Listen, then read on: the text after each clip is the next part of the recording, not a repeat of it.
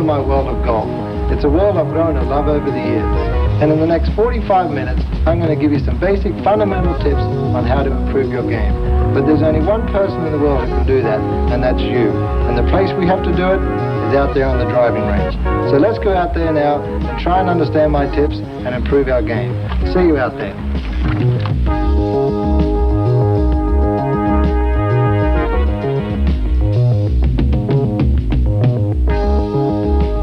Golf is a relatively simple game if you approach it the right way.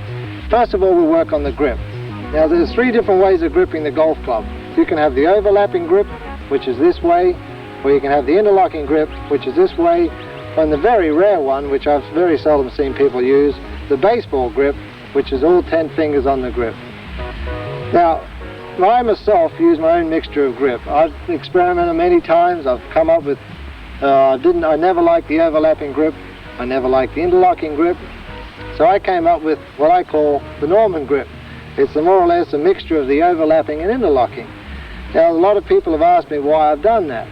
I think for the hands to work as a one, they've got to be as close as possible together. So in doing that, putting these two fingers in between like that, I get the right hand nestled very close to the left hand. And so when the club head goes away from the ball, they're working as a one. They're a unit. There's not one's going to be down the shaft, one's working against the other. They're going to be together. So the grip is really up to your finger size. You've got to experiment whether you want the overlapping or the interlocking or the baseball. It's up to you. Now the best way to have the grip sit in your fingers is very simple. What you do is you put your palm of your hand down like this, and you just let the golf club sit across the joins of your fingers, where your fingers meet your palm. Let them sit there, like so, and close your hand. We're talking about the top hand on our club now, the left hand for the right-handers and the right hand for the left-handers. And we just close our hand up, and when we do that, the back of your hand should be pointing towards the target. I'll go into that in a little while, but that's how we want the left hand to look. So that, the back of our hand's shooting straight down the target. Now with the thumb, I've read again in books that the thumb should be fractionally to the right center of the grip. I don't necessarily agree with that. My thumb sits directly on top, and it's going to sit where it's most comfortable, and the same thing should happen for you. You should feel the most comfortable with your hands. My thumb sits there, and the other thing you've got to remember with your left hand is make sure there is no gap between your thumb and the first finger. If you get a gap like that, you're going to lose control of the club. So keep the thumb near the top of the shaft, definitely not to the left of the top of the grip, either on top of it or fractionally to the right. From there, once we've closed it up, you lift the club head up to a parallel plane on the surface of the ground, and when you let go with the thumb and the first finger, you'll notice that these three fingers here are the fingers that grip the club. They're your pressure points. If you grip them properly, you're going to have complete control of your club when you get to the top of your swing, right there. If you don't have that correct grip, if your little finger just lets go a little, the club head's going to drop over at the top. You're going to lose control of the golf club. And then when that happens, you start your downswing, and we get like a fishing rod effect. Casting the fishing rod, you fling out with the right hand, and it comes in there like that. Now, if you're doing a little experiment, if you push your thumb down like that, down the shaft towards the club head, you'll feel as though your wrist is lifting up off the grip. Now, as soon as that happens, you're pulling your fingers apart. You're pulling your fingers off the palm and off your grip. Now, if you do it the opposite way, if you pull your thumb up the shaft and pull it nearer to the top, you feel as though there's more pressure being developed in these three fingers.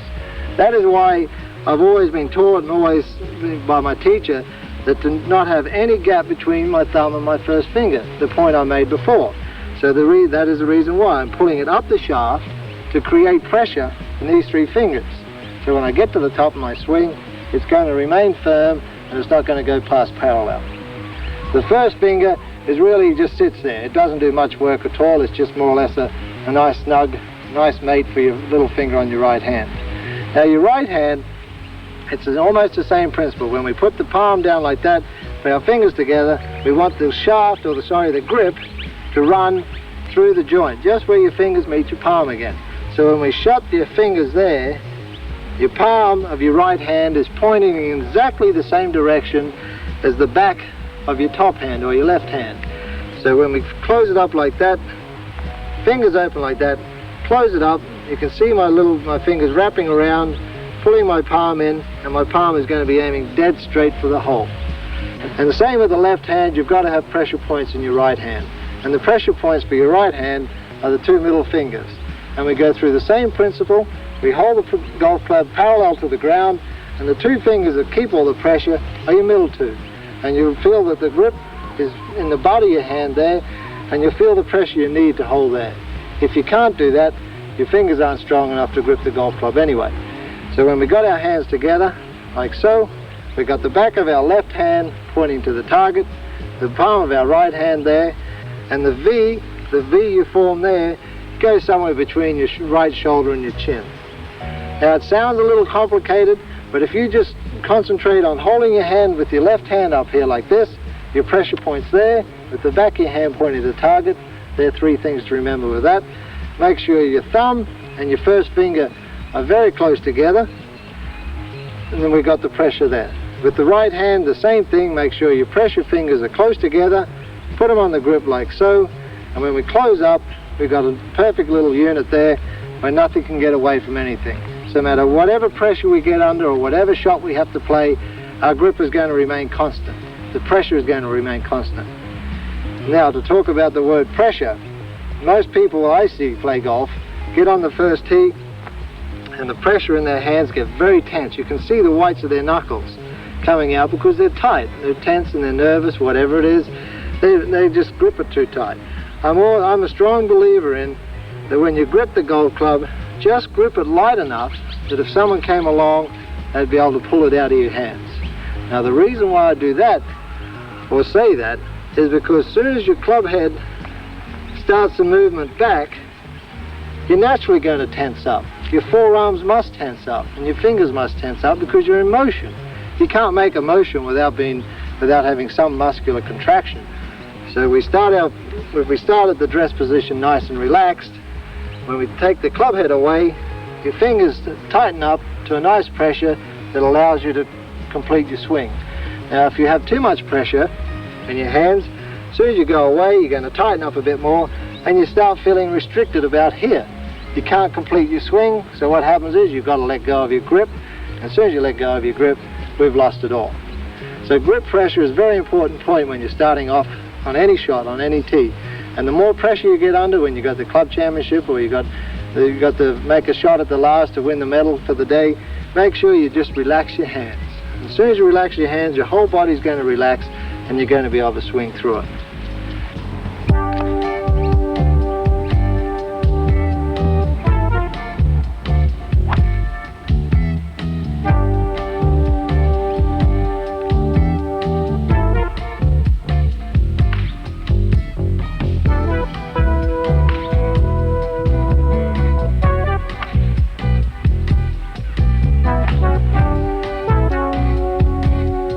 Right, from the grip, we move on to our stance. I'll put the club head there, make sure it's going straight towards the target, and I put my left foot there, and when my left hand takes grip of the club, my left hand on top of the grip covers my instep on my left foot. It's a very simple procedure. I don't know whether it'll help you, but it's a very simple way to make sure your stance and your hand position to your body is exactly the same every shot. And that's what we're trying to do, is get repetition. Same hole, all the time. Now we get onto the ball position in your stance. Oh, also I keep harping on people that keep coming up to me and say, why don't you move your ball back in your stance for every shot? Well, I don't believe in doing that. The simple reason is this. If you keep moving your ball back in your stance an inch for a 5-iron and then another inch for a 6-iron and another inch, by the time you get down to your pitching wedge, you've got the ball in the middle of your stance. So what happens there is you're changing your center of gravity and you're changing your impact point on the club head to the ball all the time. Now what I do is I keep the ball in the same position for every shot except my driver. And this way I'm getting consistency, repetition. I know exactly how far the ball is going to fly from the same position all the time with every club. And the loft of the club, that's why it's designed. Each club has got a certain amount of loft on it, so you just play with it. Just let it happen naturally. Don't change the ball position, because as soon as you change it, you change your angle of impact, you change the loft on your club, you change the center of gravity, you change your club head speed at impact. There's so many different variables that change. Now that we've done our grip, stance and ball position, let's work on our setup and get nice and comfortable at the setup to hit the golf ball. The best way to do this, I think, is to pretend somebody is going to pitch a ball to you and it's going to land about 10 feet in front of you and the ball's coming hard. Now what are we going to do? We're going to brace ourselves. We're going to put our weight back on our heels. We're going to put our hands in front here. We're going to lean our body a little bit forward to brace and get the impact of the ball. This is pretty much the same way you get set up to the golf ball. We get down there, we get our stance a nice comfortable width, put our weight on our heels, put maybe 70% of your weight back on your heels so you don't fall forward or fall back. You're trying to get all your balance around your heels and around the inside of your legs. We want to feel some pressure going down this part of my leg here, coming down through my instep, and then the same on this part, coming down through my instep. So we don't, when we take the club head away, we don't have our knee going this way. So we have that little bit of pressure going through our knees at an angle like that.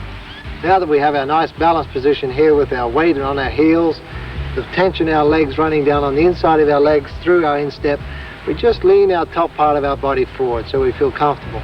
Let our arms hang down naturally, and where they hang down, you just put the grip in your hands. And that's it. You get a nice comfortable position. We're not stretching for the ball too much, ready to fall over when we hit it, and we're not too close to the ball, cramping our style and cramping our swing. We're in a nice, comfortable, relaxed position. Our arms are loose, our shoulders are loose, our muscles in the back of our neck are loose, so we're ready to take the club away. We feel nice and comfortable. Now, we talk about takeaway.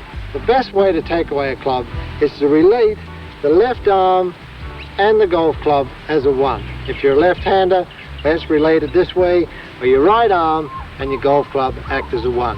And in doing this, when we go to take the club head away from the ball, everything goes away together. From your shoulder here, down to your club head, we turn it away. We push it back, straight back.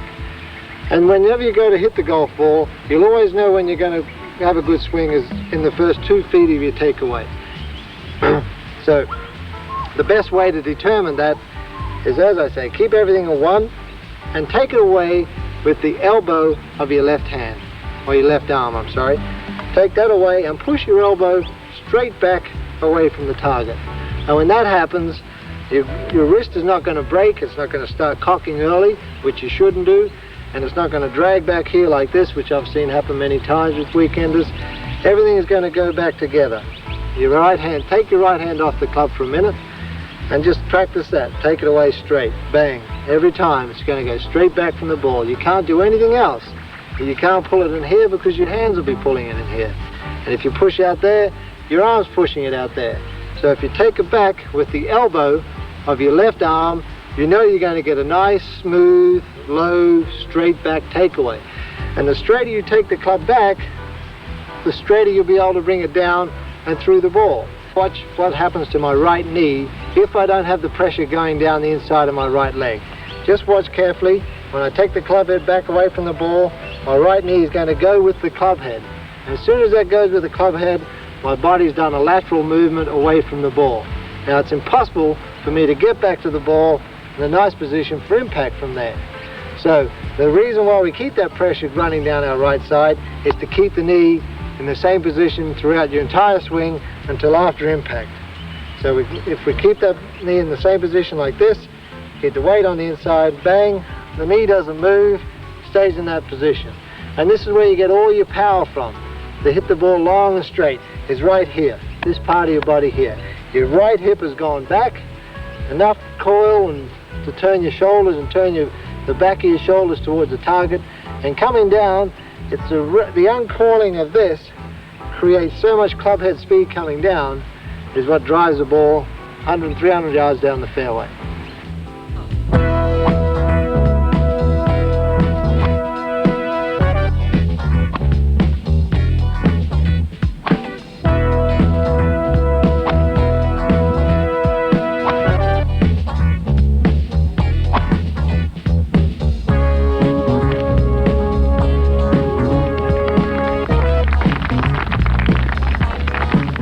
Another little interesting tip, if you want to try and remember it, if you're having trouble moving your hips on your backswing, just try this method. Without using a club, just standing there, just remember pushing the right pocket back. I call it the RPB shot. What we do is move this pocket straight back. You see, just push it back like that. Keep the knee in the same position, but push the pocket back. And see what happens? You're automatically getting a hip turn. Without any conscious movement of your hips like that, you can go bang like that, we got hip turn. Simple as that. So if we get in a takeaway position here, all we got to do is remember right pocket back, slot it into there, and we're getting a turn, and that's it. It's back here, where we want it. So at the top of the swing, we come down, this drives from here, drives forward, turn, bang, away we go. Very simple procedure, very easy one to remember. It's not that difficult to apply and not that difficult to practice. So if you remember these basics and the fundamentals, go out and practice them hard yourself and understand them yourself, you'll be able to go out on the golf course, have a bad day, and correct it halfway around. So let's go to the practice tee now and see how we can apply them. If you don't loosen up the first 4, 5, maybe 6 holes you play, your body's trying to get loose, and you're going to play so many different shots that you haven't played before, you're going to get frustrated and irritated. So you start your round, you're going to lose your enthusiasm to come out and play, and you're going to lose 1/3 of your round of golf. So we come out on the driving range and we hit a few shots. If there isn't a driving range and they have a driving net, just go into the net and hit maybe 10, 15 shots into the back of the net. If we want to enjoy our game, we want to loosen our muscles up before we play, because most people go out on the first tee and they pull out their drive and they swing. There's 2 things that can go wrong. A, you can hurt yourself very badly with the lower part of your back or pull a muscle, and B, you're not going to get off to a very good start. So out here on the driving range, what we do is we pull out our pitching wedge, or your sand iron, one of the shortest clubs in your bag, and we're just going to take a few very loose, slow, soft swings. So the idea of that is to let our muscles get free, get loose, and get relaxed. So I've got my pitching wedge in my hand here, and I'm going to concentrate on hitting it about 80 to 85 yards. I don't want to go out there and try and hit my pitching wedge 120 yards, which I can do, hitting it hard, because that's not the idea. We're trying to loosen up. The idea of coming to the driving range is to warm your body up. So first of all, we're not going to concentrate on direction, we're just going to concentrate on getting a nice smooth swing. So we just put the club down here, grip the club nice and loosely, and just hit the ball about 85 yards. Hit this shot about 5, maybe 8 times, and each time you hit it, just start to hit a little bit harder. Feel your body starting, your legs working a little bit stronger. So eventually when you finish hitting your 8 pitching wedges, you're up to about your full strength.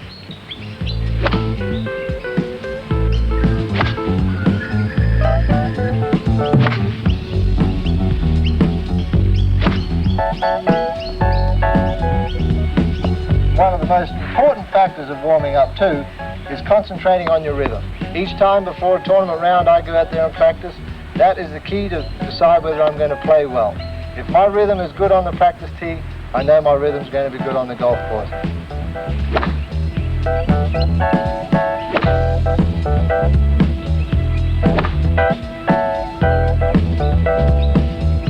Once you finish hitting your pitching wedges, you'll be able to feel that you're ready to hit some longer shots.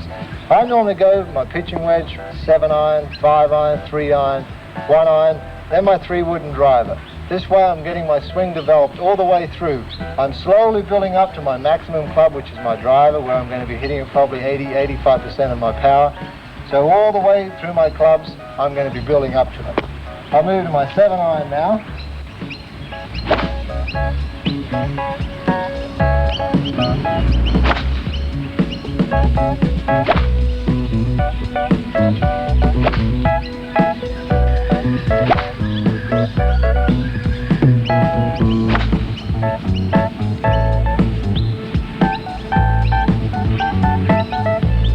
Now the clubs I've just used, the pitching wedge, the 7-iron, the 5-iron, as I explained before, are pretty much the clubs you should have in your golf bag. Now I'm moving on to my 3-iron, which is a maybe golf club. For ladies, it's probably one of the tougher clubs to use because it's got less loft on.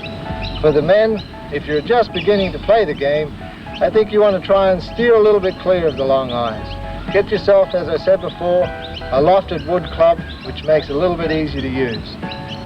Always play your natural game. If you naturally slice the ball, play for it. Lee Trevino does. He aims down the left side, fades it back. If you draw the ball like Gary Player, he aims down the right side and hooks it back. So always play your natural game, because it's there, you know where the golf ball is going to go, so you can play for it. So now we're into the longer clubs like the 7-iron. We're going to be swinging a little bit harder, and obviously your natural shot's going to start coming in. Once you're on the practice tee, these are things you try and pick out yourself. You try and feel why you hit that shot bad, and if you can find out yourself, when you get on the golf course, you can correct it yourself. You don't need somebody out there to try and pinpoint and show you what you're doing wrong. And as you build through your clubs, your driver, obviously, is going to be the most spectacular club because you're going to get all your distance out of it. Now I'm going to go into my longer irons, 3-iron and 1-iron. Now the most important thing with a 3-iron and 1-iron is don't try and pick it up. What I mean by pick it up is don't try and hit it in the air. I know these clubs have got the least amount of loft on them, and most of the weekend players have a tendency of not wanting to use them because they can't hit them in the air. All you got to do is just try and sweep the ball. We're getting nice and loose now, so we can just sweep in there, and don't try and hit down into the ball. Try and pick it clean. Just try and sweep the ball off the surface and let the loft of the club do all the work for you.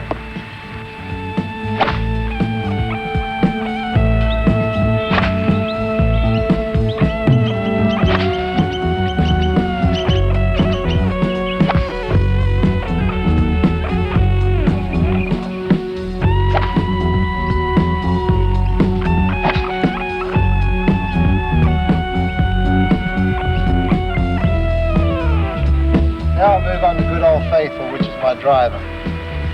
This club here is my favorite club in the golf bag because I feel as though I hit it the best. And the driver, to me, is a club that's going to do all the scoring for you. A lot of people say drive for show and putt for dough. I think it's the opposite. You drive for dough and you putt for show. Because without your driver hitting the ball on the fairway all the time, you're not going to be on the greens putting for birdies. So your driver is the most important club in your bag because it's a club that's going to set up the hole for you. If you miss-hit your driver, you're going to finish in the trees. If you hit the driver properly and with rhythm and consistency and keeping the ball in play, you're going to enjoy your game, and B, you're going to set yourself up for attacking the flag, which is what you need to do in golf.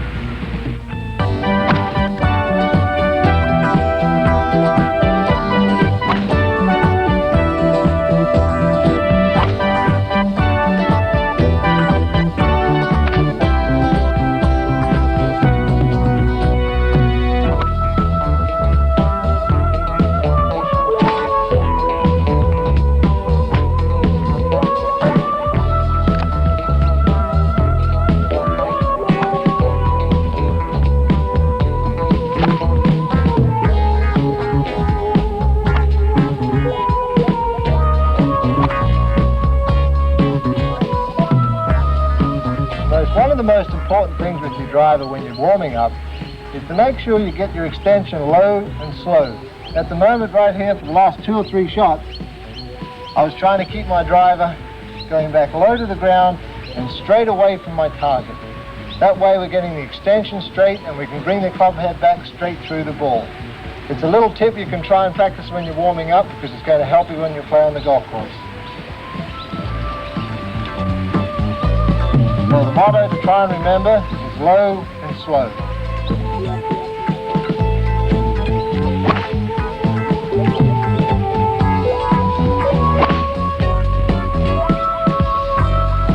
Perfect.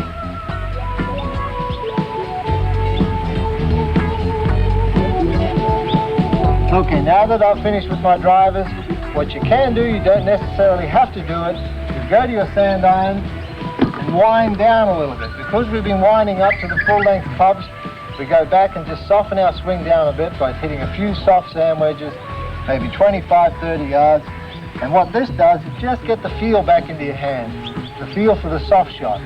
So we can go out here, go out on the golf course, and we've covered the complete range of our clubs. So we just take our sand iron out and swing at it very soft.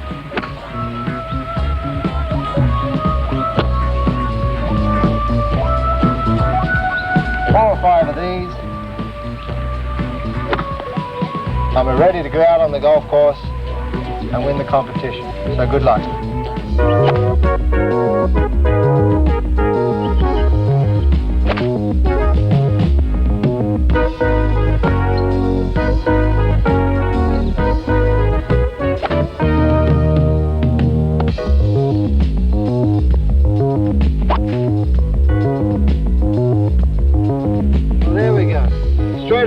Off the practice tee onto the first tee, and I've hit a nice solid drive. And that was the beauty about going out onto the practice tee. We went out and loosened up and warmed up, so I could come out here and hit a nice solid drive. And once you do that, you feel enthusiastic, you feel ready to go out and play. And once you do that, bang, we're going to win more competitions than we're going to lose, because we're keen, we're eager.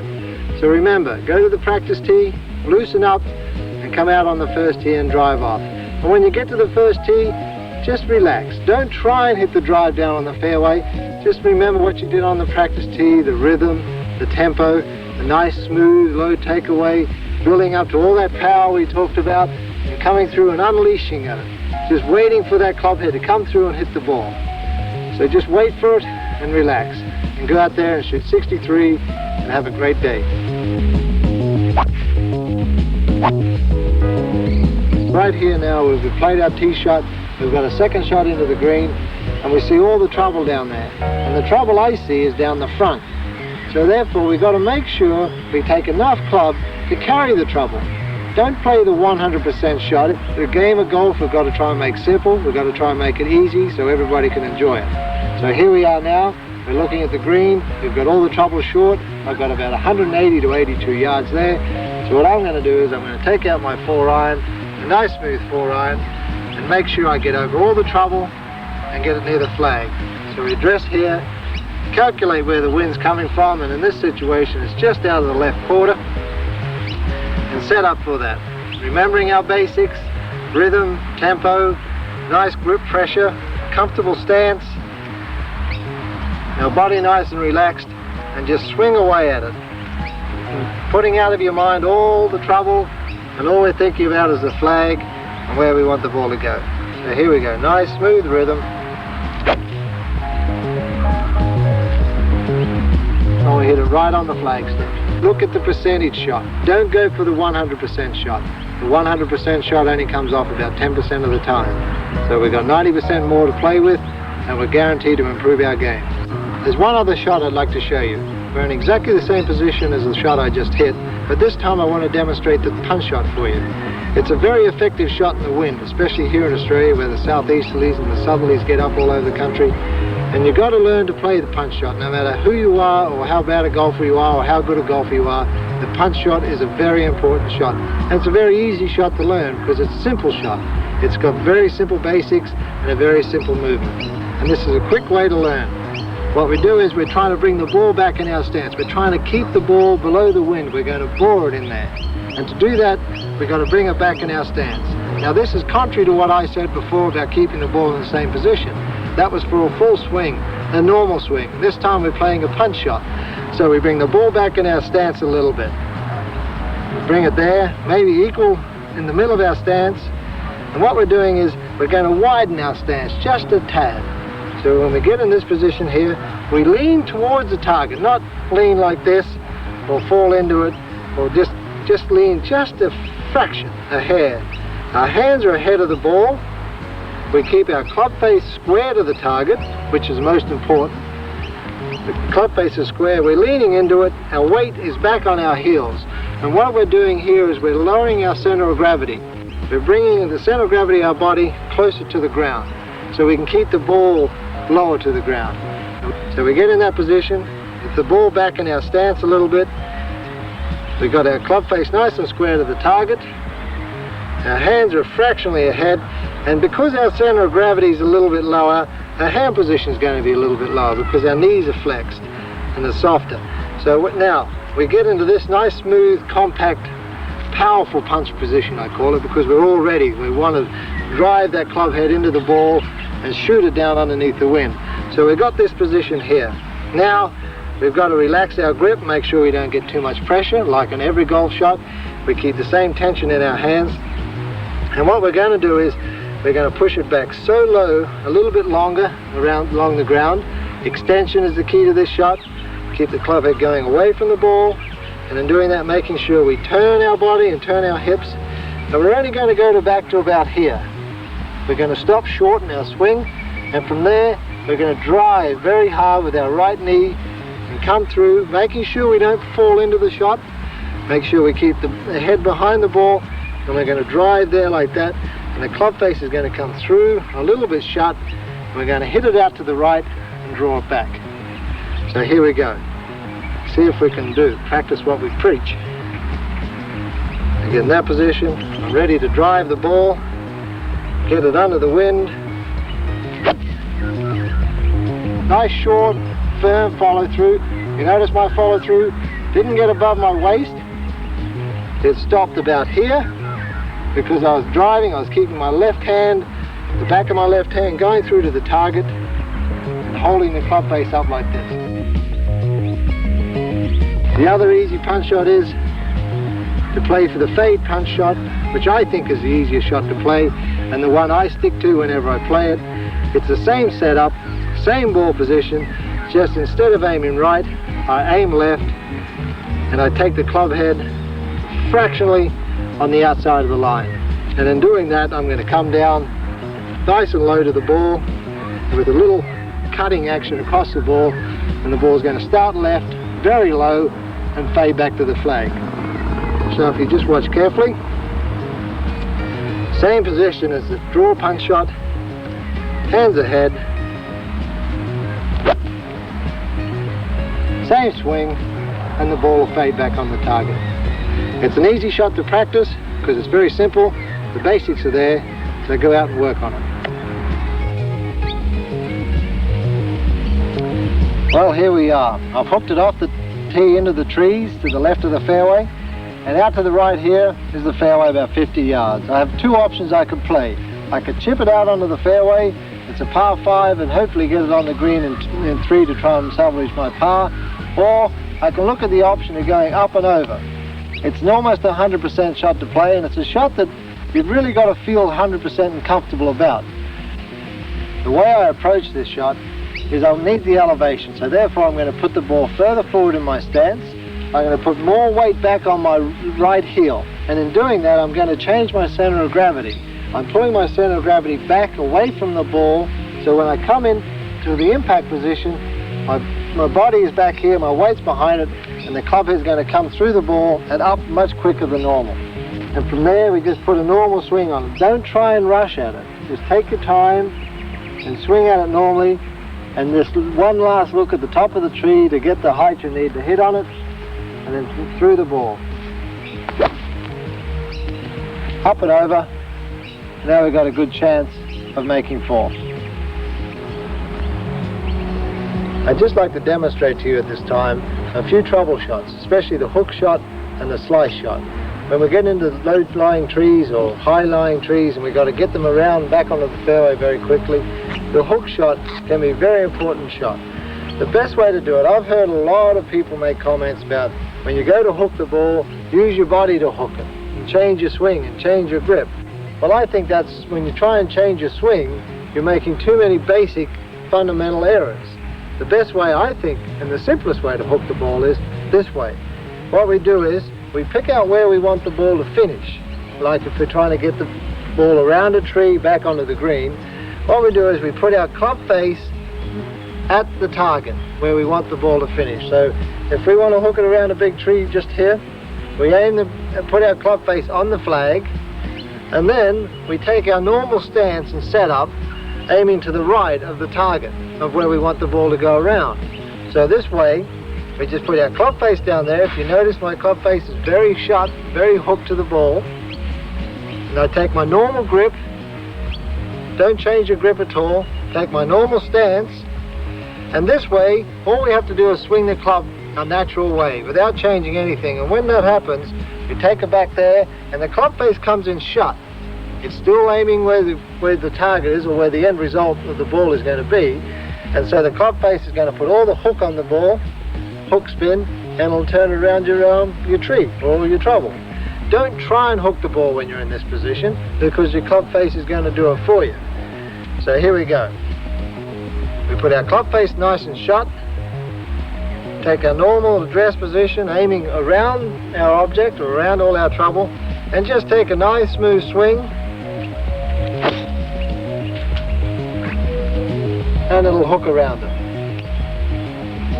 One thing you must remember though is don't try and force the ball. You've got to relax and let it happen.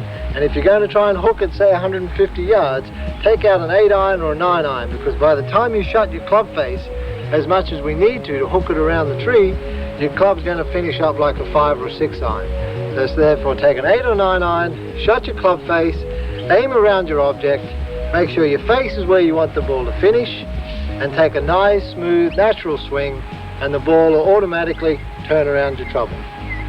Now I'm going to show the intentional slice. It's exactly the same principle. We're going to open up our club face instead of shutting it.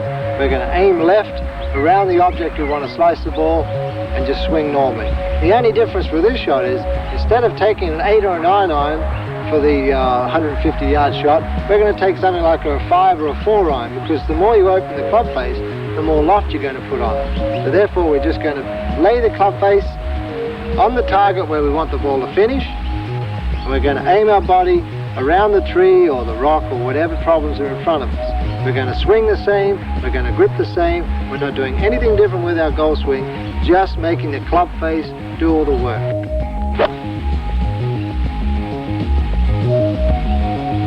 So we put the club face way open where we want it to finish, take our normal grip, normal stance, and just swing at it nice and relaxed. Don't try and force the ball around the tree, because it'll go around itself.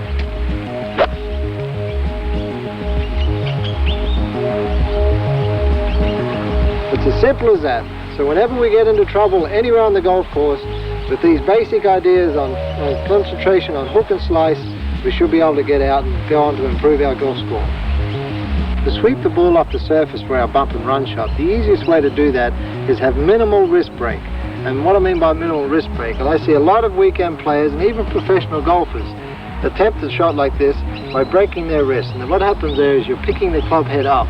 When you pick the club head up, you're going to be coming down on such a descending blow, the ball's going to have too much backspin on it. So with our bump and run shot that I'm trying to show you now, what we're going to do is keep minimal wrist break, take the club head low back along the ground, and keep it coming through the ball low to the ground as well, keeping it parallel to the surface, no divot or anything like that. So remember, minimal wrist break, keep the hands nice and light.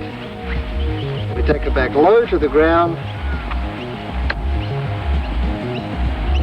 and it bumps up there and trickles up near the flag. As long as you keep the club head going through the ball, you'll find that it's a lot easier to get the ball near the hole. The shot we have here is a simple little chip shot, and the best way to relate to a chip shot is like an extended putt. Here we've got about 6 feet or more of dead grass, and then we're coming onto the putting surface, and there's about 35-45 feet of putting green. And we're going to just pop the ball onto the ground, onto the putting green, and roll it down to the hole. And the way we do that is just set up like a normal putt and take the club head back low to the ground, and make sure you're accelerating through the ball. So we just pick our target on the green, make sure we're trying to land it there without any backspin, and let it run on down to the hole.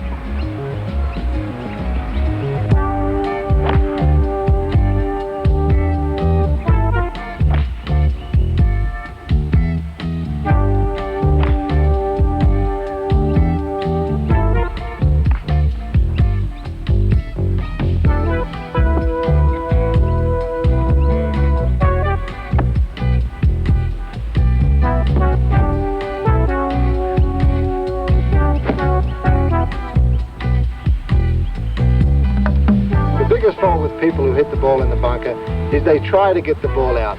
Now in a bunker shot, you don't go in there and you dig at the ball and try and hit it into it hard. The bunker shot is a very smooth, free-flowing swing. What you're trying to do is getting the sand between the ball and the club face to throw it out that way. The ball very seldom touches the club face. It's the sand that throws the ball out, and it just depends how hard you hit into the sand is how hard or how much spin the ball comes out with. There are many bad faults with people in the bunkers. They get in there and they grip the club too tight. They come in here and they go and move forward on the shot and dig into the sand. You notice there's a big divot there. They've tried to get the ball out. The other big fault that the weekend players have is they come in here and instead of staying down with the ball, they come up and they rifle it right over the top of the green. So what we're trying to do with the bunker shot is come in here and be friends with them. When I miss this green with my second shot, I'd rather miss it into the bunker than miss it onto the grass, because in the sand I know I can do it many different shots. I can spin it or do whatever. Out of the grass you can't control the ball as much. So eliminating the faults that I just showed you before, hitting it fat and then hitting the ball right in the middle, the idea is to come in here and just swing at it nice and smooth. Let your hands come into the sand and let it keep going through. Don't try and force the club head through the sand. Let your hands bring the club head through slowly. We're trying to just flop it out. We've got to grip the club very lightly. That's another important thing. Grip the club loosely, because you automatically, as soon as you start taking the club head away, you're going to tighten up anyway. And the more you tighten your grip, the more you're going to swing shorter and the faster you're going to come down. So what we do is we have a nice loose grip, we lay our club face back flat, and we just treat it nice and relaxed and just flop the club head into the ball, like that. And it's just a nice, smooth, easy motion. You notice I didn't jerk at it to try and get the ball out. All I did on that shot was just to get the ball on the green and run it down to the hole. Now when you try it out there, just relax. Don't force the ball, just let the ball get onto the green. And you notice when I came through the sand, the club head kept accelerating through. It didn't decelerate. I didn't stop at it, which is probably one of the biggest faults the weekend players use on a bunker. Just keep the club head going through the sand nice and softly, the hands working towards the target, keeping down on the ball, and it'll come out nice and softly for you. Before I showed you the shot out of soft sand. Now my ball's come over the back of the green and I'm in a very hard panned lie. Because this is probably one of the toughest shots you can get to play, especially if there's very little green to work with. Now every sand iron you buy, you're going to have a flange on it. And the flange is what's going to help you get the ball out. We want this part to strike the hard ground first. And when it strikes the hard ground, it naturally closes the club face a little bit. So if you start with the club face there, it's going to go like that even more and just dig in. So what we're doing is we're opening it up a little more. So this part of the sole of the club is going to strike the ground first. It's automatically going to shut the club face just fractionally. It's going to be minimal, but it's going to be enough to bring the club face back to its normal position. And hopefully the ball will go out nice and smooth. But we're just going to try and take a little bit easier. We're just going to use a little softer hand motion and just try and flop it out. Once again, we spread our stance. We know there's no sand underneath there. So we just take our time, open that club face right up, and just flop the club head in behind the ball. Like so. Now we come to one of the most hated shots in golf, the buried lie. You notice my ball there is in a nice poached egg position. Most people who see this shot get all panicky because they don't know how to get it out. In actual fact, it's probably one of the easiest shots to get out if you know what you're going to do.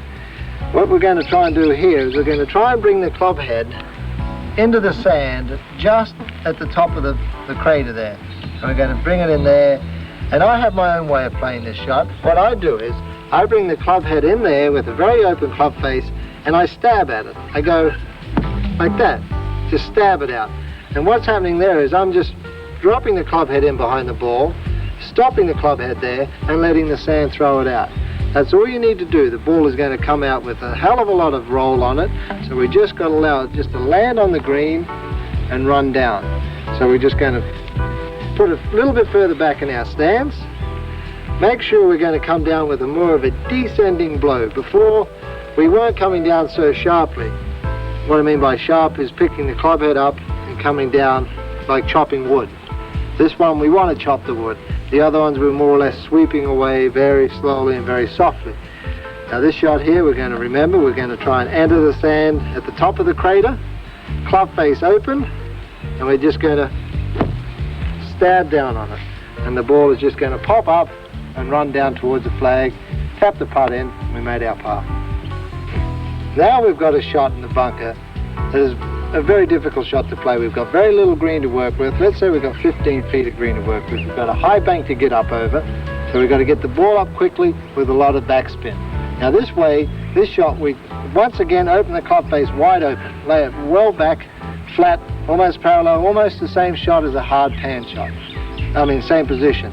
And we put the ball a little further forward in our stance, because what we want to do now is we're trying to nip the ball. We're trying to take a minimum amount of sand as possible. And in doing this, we're going to get elevation and we're going to get spin. So what I do, I put my ball further forward in the stance and I bring my hands back a little bit. I mean, don't mean back like this.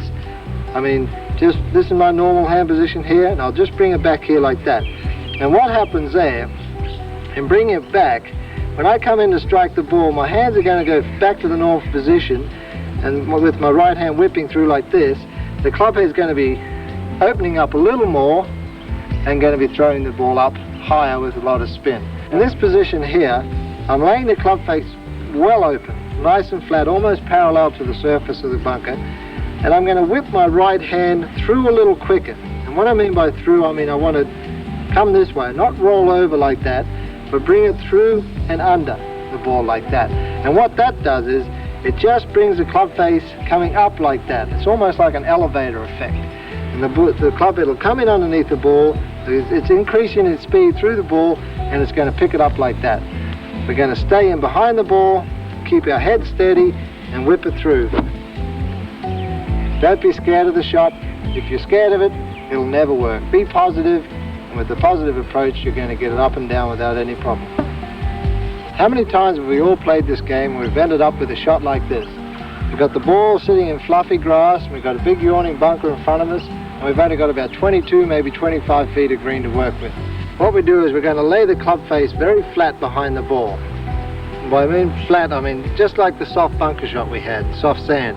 We lay it down there, and this shot is mainly a hand shot. We're trying to get our hands to float in through and underneath the ball. So we're going to try and flip it, grip the club very softly and flip our right hand and left hand through the ball with a very soft, slow swing. So we lay it back down there nice and flat, grip the club very soft, and we're trying to just use our hands, very little leg action, and we pop it up in the air and we nearly get it in the hole. So you got to remember that it's a hand shot. You got to have loose hands, relaxed hands, and make sure the club head comes through very slowly through the ball and gets accelerating through, and it's going to pop it up with the open club face, and it's going to just land on the green and trickle on towards the hole. Well, here we are. We finally hit a good tee shot, hit a good second shot into the green, and we've got about a 15-18 footer to make birdie. What we do is when we reach the putting green, we try and sum up the situation. We look at the color of the grass, we look at the slope of the green, and then we try and judge the speed by the texture of the surface. A good little tip to remember is when you're walking to the green is look at the color of the grass. If you see a dark color, that means you're going to be going into the grain.